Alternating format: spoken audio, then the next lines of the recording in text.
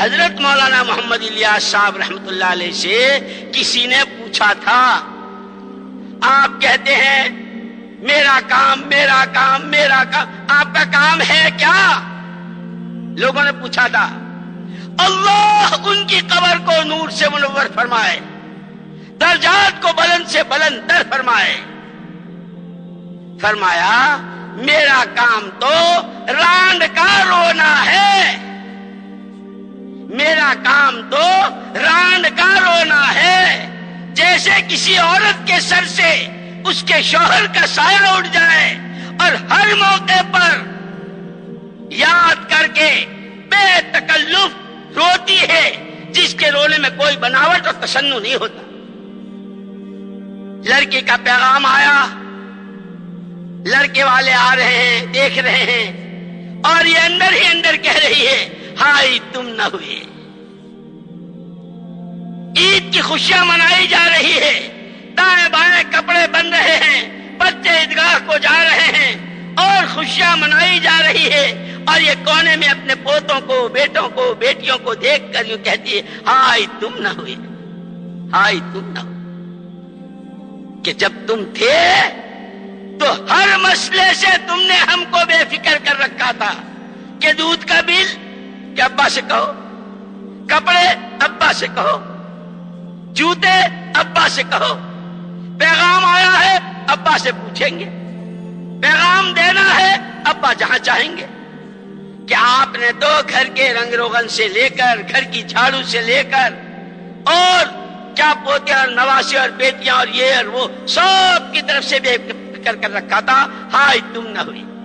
حضرت مولانا محمد الیاس صاحب رحمت اللہ علیہ فرماتے تھے میرا کام تو ران کا رونا ہے، ہائے امت امت نہ رہی۔ جب امت امت تھی، امت کا ہر فرد ایمان کی چوٹی کو چھو رہا تھا، امت کا ہر فرد اپنے چھوٹے بڑے مسئلوں کو نماز سے حل کرواتا تھا، امت کا ہر فرد تقوی اور توکل کی چوٹی کو پہنچا ہوا تھا۔ کہ کہنے کو تو تاجر ہے، لیکن اس کی دعا پر جیسے لکھا ہے کتابوں میں، ایک صحابی تھے، کاروبار کے سلسلے میں شام جایا کرتے تھے۔ ایک تو فضائل کی کتابوں میں حضرت شیخ الحدیث صاحب نور اللہ مرقدہ نے وہ کفے کے قلی کا اور اس کا واقعہ لکھا ہے، یہ صحابی کا واقعہ ہے۔ جایا کرتے تھے، آیا کرتے، لیکن عادت ان کی یہ تھی کہ اکیلے جانا اکیلے آنا، کوئی پارٹنر نہیں تھا ان کا، نہ کوئی ان کے ساتھ۔ ایک دفعہ واپس آ رہے تھے، راستے میں لوگوں نے روک لیا، سامان بھی ہے، امانتیں بھی ہے، بہت ساری چیزیں ہیں، کہ ماریں گے بھی، جان بھی لیں گے، مال بھی لیں گے۔ ارے بھائی اگر تم مال کے دل دادے ہو، تم مال کے پجاری ہو، تم مال کے بھکاری ہو، لے لو مال، عزتوں پر، آبرو پر۔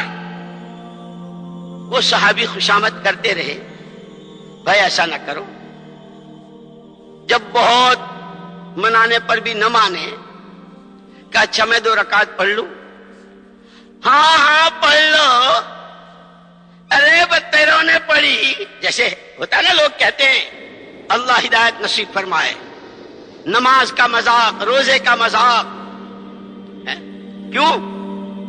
کہ مسلمان ہو تو، کہ تمہارا نام تو مسلمان تھا، تم تو روزے پر، نماز پہ، زکات پر، حج پر، ایمان پر، ایمان کی محنت پر تمہاری جانیں لگا کرتی تھی، تمہاری صلاحیتیں کام آیا کرتی تھی۔ تم نے یہ کیا کیا ہے؟ صلاحیتوں کو برباد کیا۔ مذاق کے لہجے میں ہاں پڑھ لو، بتیروں نے پڑھی۔ قرآن کیا ہے؟ وَمَنْ أَصْدَقُ مِنَ اللَّهِ حَدِيثًا، اللہ سے بڑھ کر سچی بات ہو کس کی سکتی ہے؟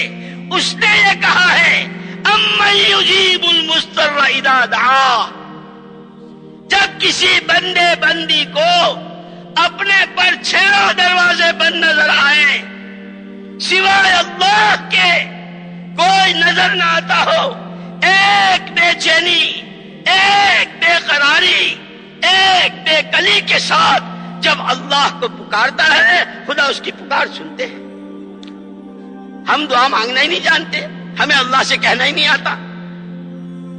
نماز پڑھی, نماز کے بعد دعا کے لیے ہاتھ اٹھائے, وہ پیچھے تقاضا. ان کی زبان پر چند کلمات جاری ہوئے, ان کلمات پر آسمانوں میں کھلبلی مچ گئی. بیچ میں ایک بات کہہ دوں, خدا کرے خدا کرے خدا کرے میرے بھی دل بھیتر اترے اور آپ کے بھی دل بھیتر اترے.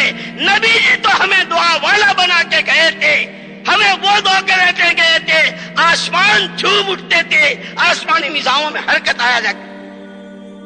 ہم نے راستہ ہی چھوڑ دیا. جب ان کی زبان پر وہ کلمات جاری ہوئے ہیں, آسمانوں میں کھلبلی مچ گئی. زمین پر کوئی بڑا حادثہ, زمین پر کوئی بڑا واقعہ پیش آنے والا ہے. جب دوبارہ یہ کلمات کہے تو جبریل امین علیہ الصلوۃ والتسلیم آسمانوں میں فرشتوں کے پاس, اور یہ تشکیل کی, خدا کرے تشکیل ہم سمجھیں, یہ صرف بیان سننے کے لیے مجمع نہیں اکٹھا کیا گیا ہے.